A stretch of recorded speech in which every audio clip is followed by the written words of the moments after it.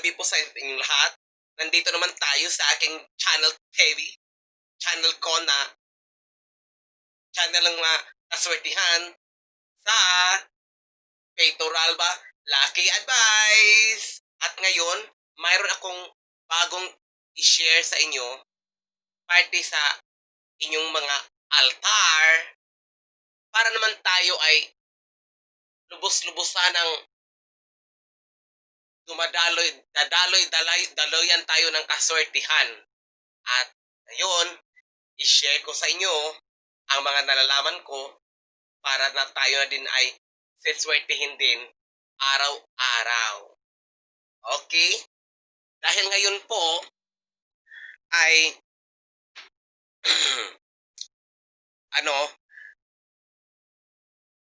Ghost Month, ito ang panlaban ko para sa Ghost Month.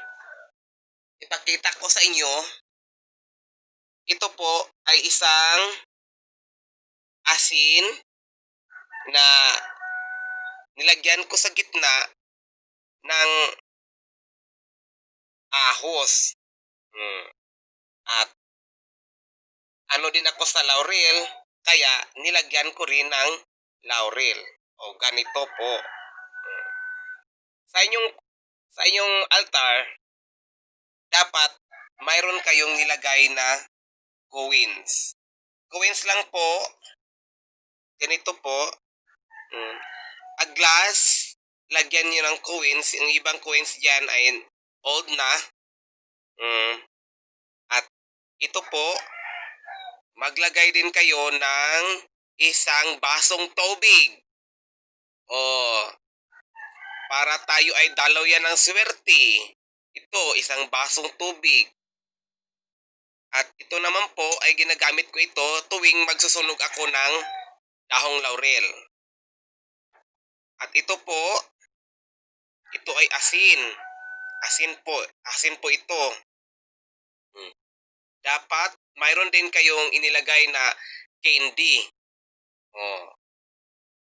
Pag mayroon kayong Senior Santo ninyo sa inyong altar, kailangan ninyong maglagay ng candy, white rabbit o kahit ano pa dyan, basta candy o pwedeng chocolate, yung ganan, basta may candy sa inyong altar. Ito po, mayroon po akong green candle o kahit anong candle, basta candle, dyan dapat ilagay sa altar. At meron naman akong dito, dahil fanatic talaga ako sa dahong laurel, mayroon akong bigas. Bigas po ito, bigas, para sa kasaganaan. Para sa kasaganahan po. Okay? At meron din akong smudge, para sa smudging. Ito po, pinapausok po ito bago ako magsimula mag-prayer para lahat ng mga negatibong elemento lumayas. Lahat ng negatibong. At ito po yung bill ko. Tumunog na ang bill ko.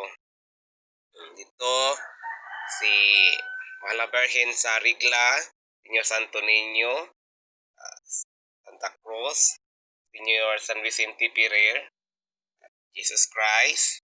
Okay? Ang dito po, dahil mahilig talaga ako sa mga ritual, ang laman nito ay munggo at bigas. At may kasama pa dito na dahong laurel sa loob. Nilagyan ko ng pula para active. Mayroon din akong insinso. Kasi sa tuwing Friday or Tuesday o Thursday ay magpausok ako sa bahay.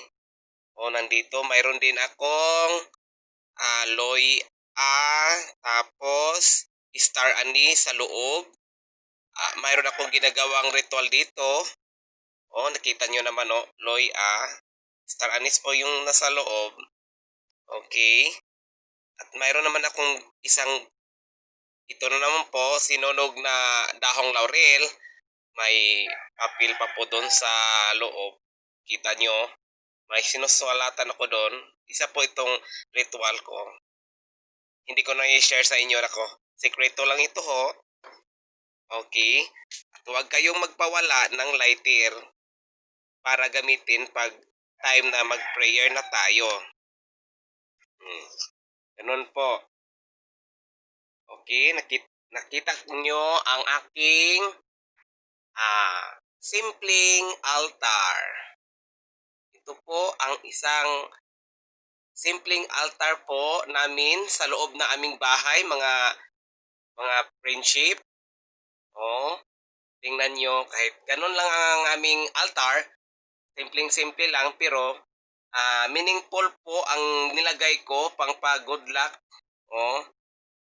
Para dalaw yan naman tayo ng kasaganahan. Okay.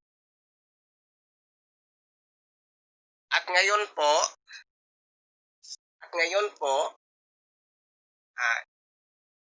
ipakilala ko naman sa inyo ang aking only father ng aking buhay.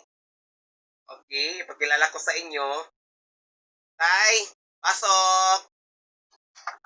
Ipakilala ko sa inyo, akong tatay. Pasok, tay, pasok, tay. Pasok. Upo. Ito po ang aking tatay. Tingin ka sa alay. Yon akong tatay. 25 years old na po siya, pero nako, malakas pa rin. Lagi siya nagsibak ng kahoy. Maraming kahoy doon sa labas. Dahil gabi ngayon, sa sunod na lang na video ko ipakita sa inyo. Nako, ang sipag-sipag nitong tatay ko. Super bibo. Nako, 75 years old pero palakas pa. Talagang malakas na malakas. At mayroon naman akong i-share sa inyo na isang picture ko. May picture pa ako dito. Na sinasadya ko talaga na parang Kodak na ito, Kodak photo. Nilagyan ko ng pangalan ko para din ako ay suswertihin na din ako. Ganito po siya. Mayroon po akong pangalan dyan. Okay. Francisco Turalba po, pero akong naging pangalan dyan. Parang ang meaning ay ako yun. Ako yun. Okay. Dahil mahilig talaga akong sa mga paswerte. Okay. At salamat po sa lahat ng nanonood. Yun lang po. Salamat sa lahat ng nanonood sa aking channel. Huwag kalimutang mag-subscribe.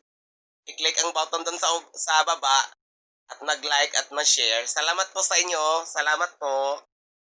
God bless po sa lahat. God bless.